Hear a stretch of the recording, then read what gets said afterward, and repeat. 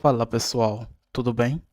Olha, aqui estamos de novo para mais um vídeo do nosso método francês a mangolé. E como sempre, vou sempre advertir que neste vídeo nós vamos falar mais francês em relação ao português. Por quê? Porque eu pretendo que vocês estejam já habituados com a pronúncia francesa e também porque desse jeito vocês aprendem a pensar em francês e não em português porque vocês estão a ouvir exatamente francês e vão fazer um esforço de compreender. Caso esteja a ser difícil, vocês podem colocar a legenda em português para vocês poderem entender o que está a ser esmiuçado nesta aula. Então, na aula de hoje, dans le cours d'aujourd'hui, on va apprendre la négation et l'interrogation. Généralement, c'est l'interrogation, c'est pas la l'interrogation. Aqui tem um erro, é a negação e l'interrogation. Ok? E você já vem, por exemplo, tu coloca uma frase aí que é uma interrogação. Vous n'êtes pas de Paris? Non, je ne suis pas de Paris. Então, nisto que nós vamos mergulhar, c'est dans ça qu'on va plonger dans cette vidéo. Donc, on va commencer par la négation simple. La négation simple se compose de deux éléments. Nous avons ne plus le verbe plus pas. Par exemple, je ne suis pas en vacances. Nous ne sommes pas en juillet. Ce sont des négations simples. Moi aussi confirme une affirmation. Par exemple, Caroline est de Lyon. Moi aussi. Moi non plus confirme la négation. Par exemple, Pierre n'est pas marié, moi non plus. Pierre n'est pas marié, moi non plus. Donc, je confirme une négation. Vous voyez que dans le premier cas, la phrase qui précède moi aussi est une phrase affirmative. Caroline est de Lyon, moi aussi. Maintenant, dans le deuxième cas, nous avons une phrase négative. Nous avons Pierre n'est pas marié, moi non plus. Lorsque nous avons né devant une voyelle, donc il devient N apostrophe.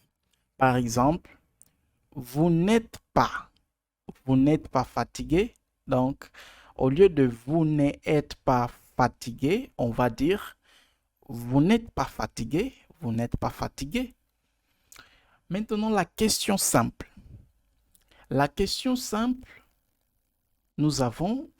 il a une réponse, ça va être soit un oui ou un non. Et il se forme. Oh, désolé. Il se forme de trois façons. Première, avec intonation montante. C'est la forme la plus courante et la plus simple et la plus courante. Même en portugais, nous avons déjà cette façon de poser les questions, de former les questions simples par intonation. Donc, c'est quelque chose dont nous sommes déjà habitués. Par exemple, Patrick est irlandais? Oui, il est irlandais. Donc, dans la question, on met l'intonation montante et dans la réponse, nous avons une intonation qui est descendante. Donc, nous avons Patrick est irlandais? Oui, il est irlandais. On peut former les questions simples avec est-ce que en début de la phrase. Forme bien marquée, utile au téléphone. Est-ce que Patrick est au bureau? Est-ce que Patrick est au bureau? Avec inversion du verbe et du pronom. Forme utilisée surtout avec vous. Par exemple, êtes-vous des Dublin? Êtes-vous des Dublin? Et avec reprise du nom par un pronom. Langage très formel, par exemple. Patrick est-il irlandais? Patrick est-il irlandais? L'explication est-elle claire? Donc, c'est ça, c'est ces 4 méthodes que nous avons pour former une question simple.